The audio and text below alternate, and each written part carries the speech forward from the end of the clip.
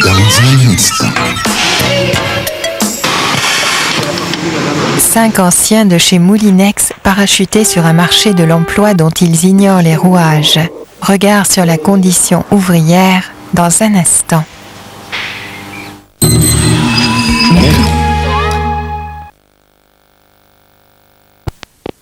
Avant de quitter Moulinex Mamers, numéro 79, rue Charles-Granger. Juste à côté, il y a la maison que j'ai habitée. Laquelle ? Numéro 77, la blanche, là. Que j'ai habitée quand je me suis mariée. J'ai habité 3 ans. Tu as été obligée de la mettre en vente au moment où tu es partie ? Je l'ai mise en vente quand Moulinex a annoncé des gros déboires.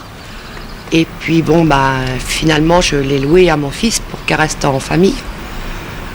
Et puis avec promesse de vente, on verra ce que ça donnera. Tu as toujours habité dans cette rue ? Toujours, à part 2 ou 3 ans aux HLM.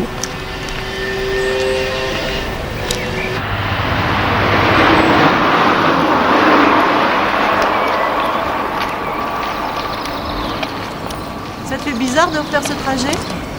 Ouais, c'est plus pour les mêmes raisons, mais... Tu veux dire c'est plus pour les mêmes raisons ? c'est plus pour le boulot. Parce que là, je me promène. Autrement, j'y venais pour travailler.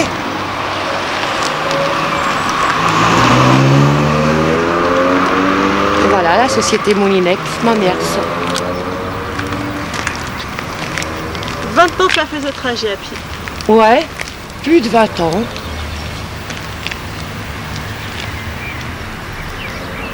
Tu reviens de temps en temps sur le parking ? Ouais, quelquefois pour faire un demi-tour. Mais maintenant, il n'y a plus rien. C'est vide.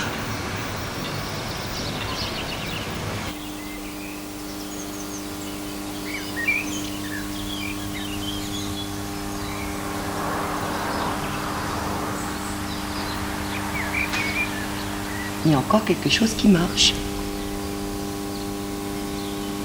Tu veux dire quoi, il y a quelque chose qui marche ? Ce ronronnement, c'est un compresseur. Attention.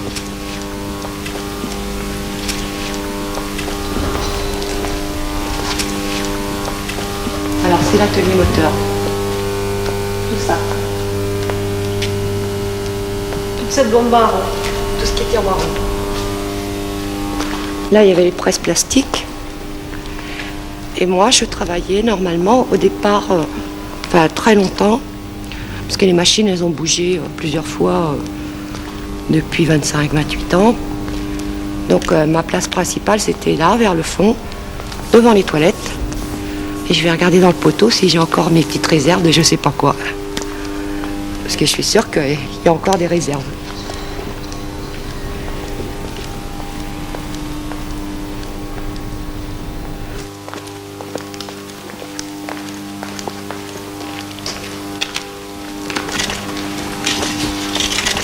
Il n'y a plus rien. Et tu faisais des réserves de quoi ? Des bouteilles, mon cendrier, des moteurs que je n'avais pas réparés le jour, que je voulais les réparer le lendemain. Il n'y a plus rien. Ici, c'était la ligne moteur qui est à Limerick. Ici, c'est la ligne moteur qui est à Turles. Et ici, c'était la ligne moteur qui est au Mexique. Voilà. Turles, c'est où ? En Irlande. Limerick aussi. Deux usines en Irlande.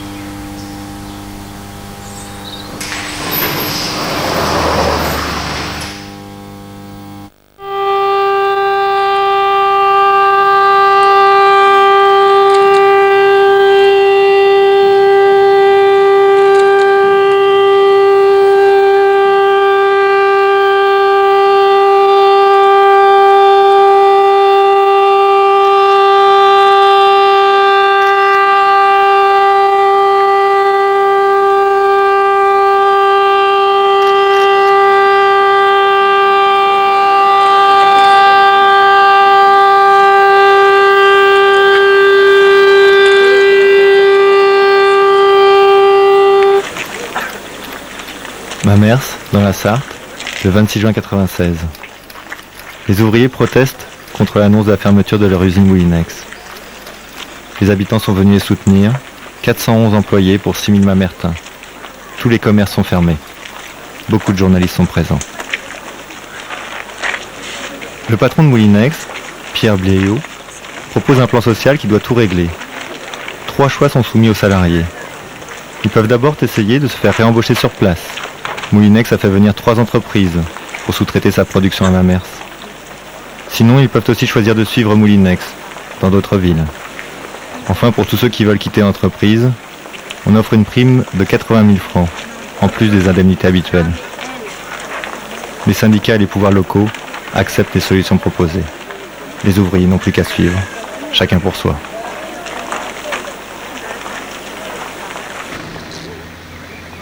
Un an plus tard, le 11 juillet 1997, l'usine ferme, sans un jour de grève, sans un débrayage. Mais lorsqu'il y a débat quelques mois plus tard, les ouvriers parlent encore de la fermeture. Ils sont maintenant ex-Moulinex Mamers. C'est le système qui est pourri. Alors vous parliez de morale, mais le système est immoral. Voilà. Alors le problème c'est que tant que les ouvriers auront une morale, et là, les Wonder et les Moulinex, ça continuera. Il faut résister maintenant.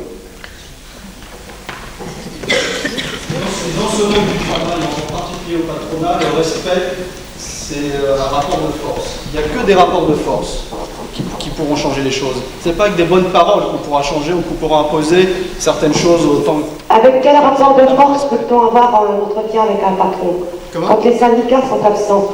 Comment peut-on se défendre en tant qu'ouvrier?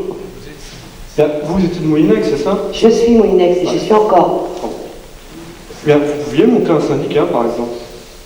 Quand on a été déçu par des syndicats à Mamers principalement, je trouve qu'on a peu de choix. Il faut mieux se défendre en tant qu'ouvrier et avoir affaire au patron directement. Il n'y a pas eu de respect. On n'a pas eu de respect. Ni quand on a vu des syndicats qui nous disaient « vendez-vous, vendez-vous » et qui maintenant sont absents. Parce qu'aujourd'hui, je remarque la présence et l'absence de tous les syndicats. On nous disait Pourquoi on nous a obligés à toujours On nous a obligés à toujours il travailler. fallait qu'on soit des ouvrières exemplaires, Voilà. sans faire grève. C'est exemplaire, ma C'est mère. faux ce que C'est vous tout dites ce là. que je veux dire. Vous n'avez pas vécu la chose, vous ne pouvez pas savoir ce qu'on ressent. Non, mais écoutez, il n'y a pas de confiance. Mais c'est censé qu'on ait un débat. Mais si, parce que là, moi, je suis obligée de vous regarder en l'air. Et à Villevorde, il y avait la CGT. Alors, à Villevorde, en Belgique, c'est la FGT. L'usine elle est fermée là. Oui. Bon, C'est la GTV. c'est tout. Ce qu'il faut comprendre, c'est qu'à Villevorde, il y a eu un problème complètement différent. Vous pouvez toujours dire ce que vous voulez. Quand un patron a envie de fermer une boîte, il la ferme. Oui. Alors taisez-vous. Vous êtes tous des menteurs et des tricheurs, les délégués syndicaux. Des menteurs et des tricheurs. Et des voleurs. Taisez-vous. Vous êtes des tricheurs. Quelque part, vous êtes payés par les patrons. Taisez-vous. Je n'ai pas besoin de micro pour parler, moi. Il n'est pas délégué syndicat, il est chômeur. Moi aussi. On est des numéros, c'est tout, hein. On n'est pas autre chose, hein. On n'est même pas du personnel. En démocratie, il existe des silos de résistance, il faut y participer. Le problème, c'est qu'il y a une apathie générale, et au moment où il y a un problème, bah là, oui, tiens, les syndicats en travail, etc. Mais bon, à Moulinex, quand la CGT essaie de s'implanter, c'est les faux qui les a empêchés de rentrer dans l'atelier. Bon, voilà, on comprend ce qui se passe. Et si on avait, quand on demandait aux syndicats, par exemple, de faire quelques heures de grève, écoutez-moi, pour faire voir notre mécontentement de la fermeture de l'usine, non, restez Surtout bien pas, gentils, bougez pas. travaillez, faites Faites voir que bougez pas. nous C'est pas sommes normal ça, Ah non, la mais part d'un franchement, syndicat, c'est pas normal. Mais non, vous êtes d'accord? Bah nous, on nous a pas écoutés, nous. Je suis sur une usine Moulinex, je suis syndicaliste. Aujourd'hui, le syndicalisme se met dans la tête qu'il est le guide de la classe ouvrière, alors qu'il ne l'est pas le guide de la classe ouvrière. Il est là pour encadrer la classe ouvrière et non la diriger. On trahit les ouvriers en leur interdisant de faire ceci ou de faire cela, parce que soi-disant ça va être contre leur avenir. C'est aux ouvriers de décider de leur avenir. Alors nous, on travaille dans une société, là, en ce moment, où on a des problèmes. Eh ben, on n'a pas de syndicat. On est 14 personnes ex-Moulinex. Eh ben, on va se défendre sans syndicat. On demande aux élus de nous aider. Il n'y a qu'eux qui nous écoutent en ce moment. Ouais. On n'a pas besoin de syndicats. Parce qu'on peut même vous dire que les syndicats de Moulinex... syndicat, à l'origine, ce n'est qu'un rassemblement personnel. Oui, mais...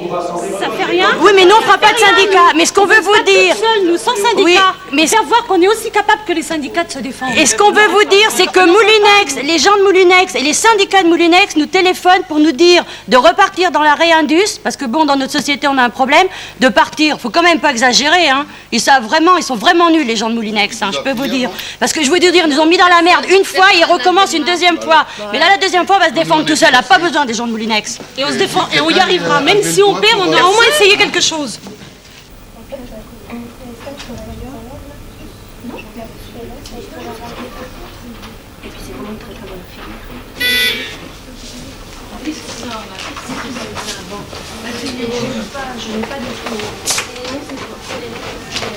Responsable de groupe en production pour animer et encadrer une équipe de 40 personnes environ. Production en téléphonie, expérience de l'encadrement impératif, formation de départ, BTS ou DUT technique indispensable, anglais technique nécessaire. Qu'est-ce que vous avez comme formation de départ? À l'époque où j'allais à l'école, le BTS n'existait pas. Non, d'accord, je comprends bien, oui. J'ai une formation professionnelle agricole, ça n'a rien à voir. Oui.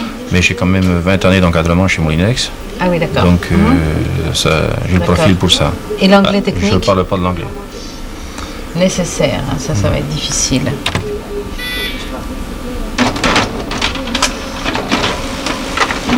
Il a demandé, oui, donc il faut envoyer sa candidature dans une autre agence, hein, celle des Sablons, mais ça passera pas, c'est l'anglais, c'est pas la peine que vous... À mon avis, non. Hein. C'est vraiment marqué d'une façon nette et votre CV sera refoulé, donc c'est peut-être pas... Oui, mais à quoi cela sert-il, étant donné que vous ne correspondez pas aux critères, hein? Je comprends bien, mais je pense qu'il vaut mieux essayer de trouver des offres qui correspondent mieux à vos critères, parce que là, l'anglais, ça passera pas. Hein. Vous serez pas sélectionné par le Mans 2, donc ils n'enverront pas le CV à l'entreprise, donc ce sera vraiment quelque chose d'inutile. Hein. D'accord. Vous avez une autre offre, là, je vois? Non, c'est la seule. C'est la seule. Je suis désolée, mais là, je crois que vraiment, c'est pas la peine, hein, sincèrement. Voilà, je vous donne ça. Merci. D'accord. Et voilà. Voilà. Allez, au revoir, à madame. bientôt, monsieur. Au revoir, monsieur. Mais ça, la nuit, vous voulez un atelier où éventuellement vous avez des moi je veux bien la vie.